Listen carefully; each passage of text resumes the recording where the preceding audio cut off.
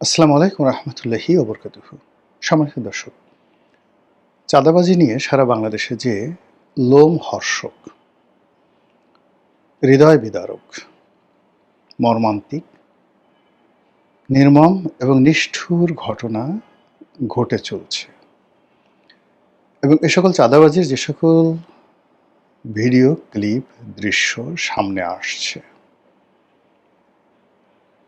যেগুলো বলার মতো নয় এবং পুরো রাষ্ট্র, সরকার, রাষ্ট্রযন্ত্র এই চাঁদাবাজির যে ব্ল্যাক হোল, এই ব্ল্যাক হোলের মধ্যে আটকে পড়ে গেছে। এটি এত বড় রাক্ষস কিংবা ধরুন ক্যান্সার অথবা আর কি বলবো, করোনার মতো জীবন সংহারী হয়ে পড়ছে। যারা এই চাঁদাবাজির কবলে পড়ছেন, সেটা বিএনপির লোক হোক, আওয়ামী লীগের লোক হোক, জামাতের লোক হোক, সাধারণ মানুষ হোক, পুরো পরিবারের মধ্যে যে প্যানিক ছড়িয়ে পড়ছে, পুরো সমাজে যে প্যানিক ছড়িয়ে পড়েছে, আর সেই প্যানিকের সাথে যখন আমরা সংসদের ঠাট্টা মশকরা কথাবার্তা বা সরকার যে মহাপরিকল্পনাগুলো শুনি, মনে হচ্ছে যে আমাকে একটা তলোয়ারের উপরে শুয়ে বা আমার পশ্চাৎ দেশ দিয়ে একটা তলোয়ার ঢুকিয়ে দেওয়া হয়েছে। তো আমার কোনো মতো প্রাণবায়ু আছে এবং আমার শরীরে যে রক্ত ঝরছে সেটা বোঝা যাচ্ছে না। আমাকে সুন্দর একটা পোশাক পরিয়ে দেওয়া হলো। তারপর আমাকে ফুলের মালা দিয়ে বরণ করে নেওয়া হলো, সংবর্ধনা দেওয়া হলো, কিন্তু আমার পাছার মধ্যে রক্তাক্ত তলোয়ার। এরকম যখন একটা মানুষ, তারপরে বলা হলো তুমি হাসো, হাসতে বাধ্য করা হলো।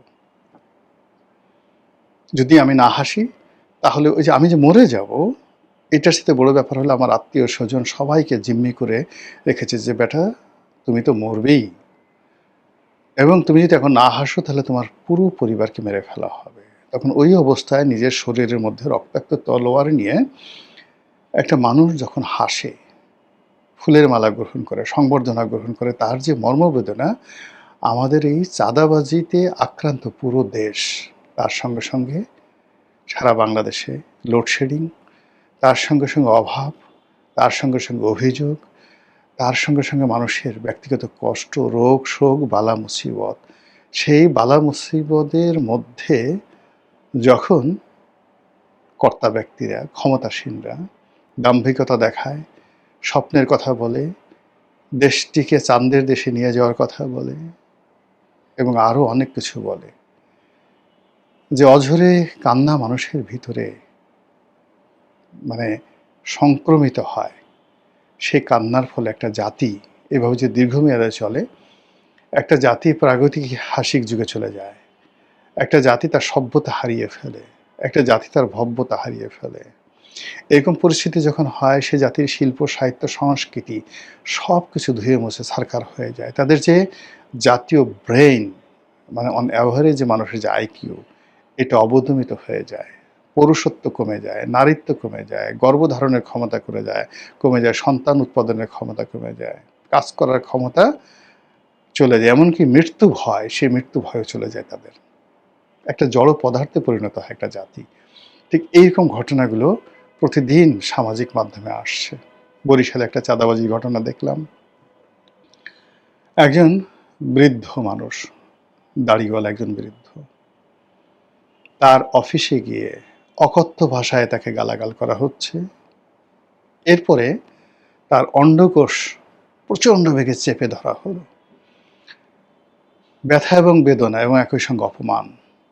সন্তানের সে ছোট একজন মানুষ এসে তার অন্ডকোষ চেপে বলছে, এই টাকার চেক সিগনেচার করে দাও এখন এখানে।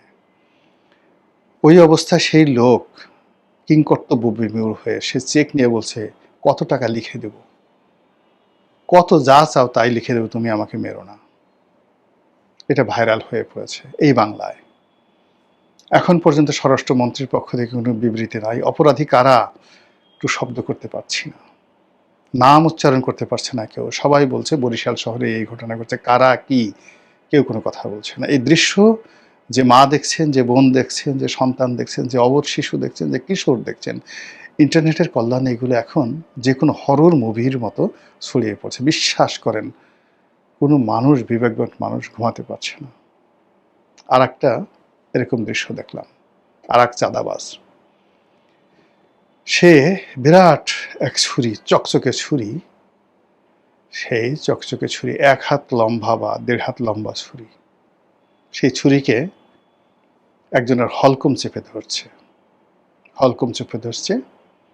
ধরার পরে সেই ছুরি যেভাবে আপনি কসাই যেভাবে আ মাংস কাটার আগে, তৈলাক্ত মাংস ছাড়ানোর আগে ছুরিতে ধার দেয়। ওইরকম সে ছুরি ওখানে কোনো টেবিল বা কিছুর সাথে ওইভাবে ছুরিটা সে ধার দিয়ে শানিত করে তারপরে তার গলার কাছে ধরছে, এটা দে। এই দৃশ্য ছড়িয়ে পড়েছে। গুলিস্তানে বিএনপি এবং জামাতের মধ্যে চাঁদাবাজি নিয়ে মারামারি, এবং যে দৃশ্য ভাইরাল হয়ে গেছে এবং সেই দৃশ্যের পরে আবার মিছিল মিটিং হচ্ছে এই খোদ রাজধানীতে। এরই যে অসংখ্য ঘটনা, এই অসংখ্য ঘটনা মানুষের হৃদয়ে কিভাবে বেদনা তৈরি করছে একবার একটু চিন্তা করেন তো। আপনাদের মনে আছে কক্সবাজারের সেই যে কমিশনার একরাম, তাকে যখন ক্রস ফায়ারে দেওয়া হবে, ঠিক এই সময় তার মেয়ে তাকে টেলিফোন করলো, র্যাবের সেই ক্রস ফায়ার। তারপর সেখান থেকে সে কাঁদছিল, একরাম কাঁদছিল। তার মেয়ে বলছিল, বাবা তুমি কাঁদছো কেন? বাবা বলতে পারছিলেন না যে আমাকে একটু পরে মেরে ফেলবে মা, তোমার সঙ্গে এটাই আমার শেষ কথা, এই জন্য আমি কাঁদছিলাম। তিনি সন্তানকে প্রবোধ দিচ্ছিলেন যে না মা, আমি এমনিই কাঁদছি। সারা বাংলাদেশকে কাঁপিয়েছিল। এবং সেই র্যাবের অমানবিক কর্মকাণ্ডের ফলে র্যাবের উপর যে আল্লাহর গজব নাজিল হয়েছিল, সেই গজব এখনো উঠেনি। এই র্যাব ৭ জনকে মার্ডার করেছে নিজেদের স্বার্থে, কোনো রাষ্ট্রীয় হুকুম ছিল না, শুধুমাত্র টাকার জন্য। সেই মেরে নাড়ি ভুড়ি বের করে তারপর সেই লাশ শীতলক্ষ্যাতে নিক্ষেপ করেছিল। এবং সেই দৃশ্য দেখার পরে একজন অ্যাডভোকেট দেখেছিল তাকে যেভাবে নির্মমভাবে তারা হত্যা করেছিল।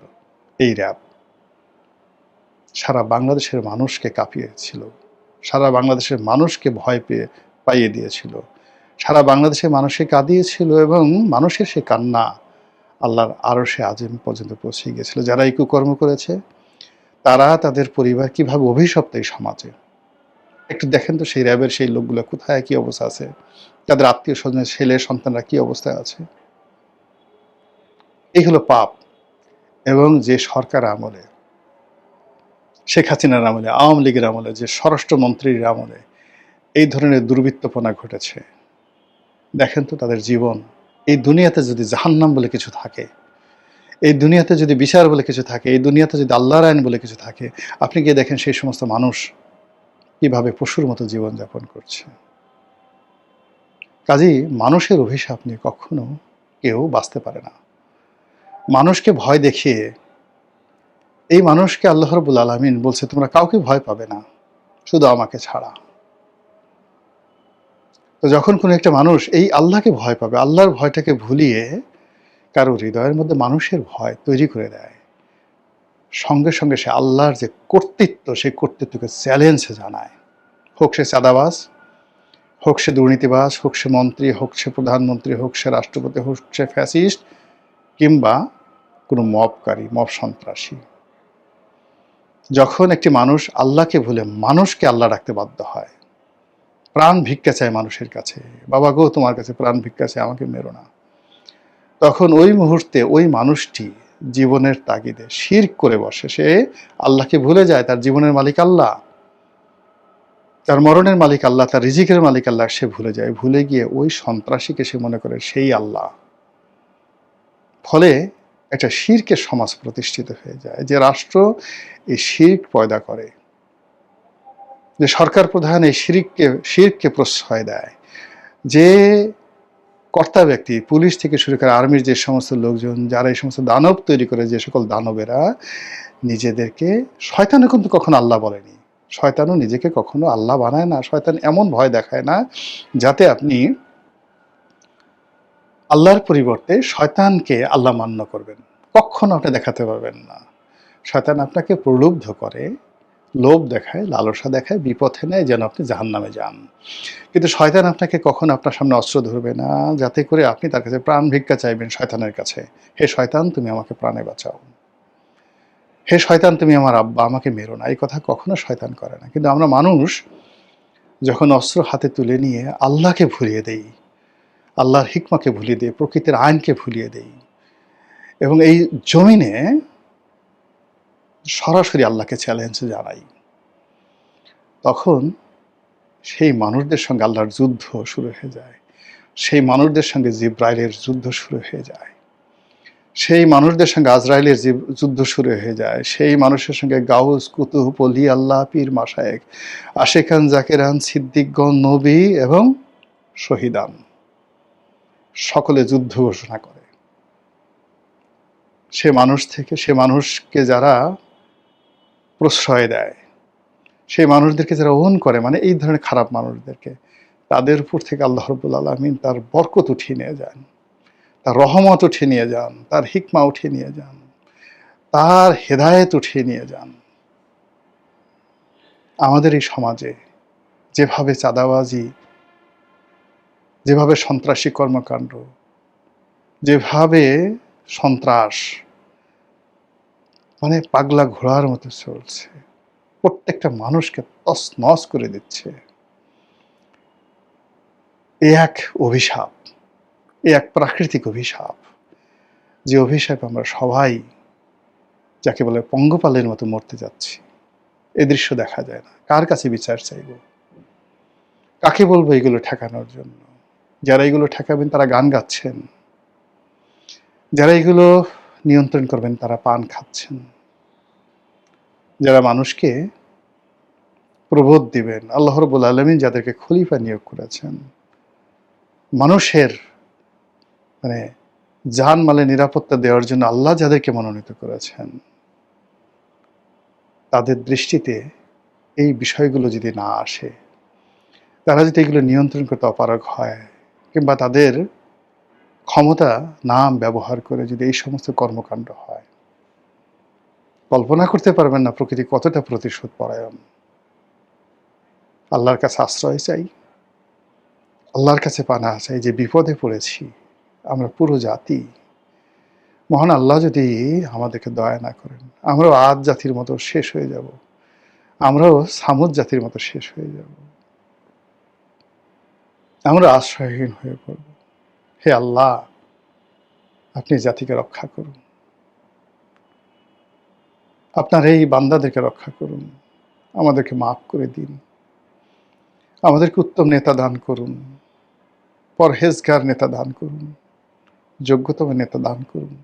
18 কোটি মানুষের বিশ্বাস এবং ভালোবাসাকে যারা মূল্য দিতে পারবেন সে মানুষ দান করুন। আসসালামু আলাইকুম রহমতুল্লাহি ওয়া বারাকাতুহু।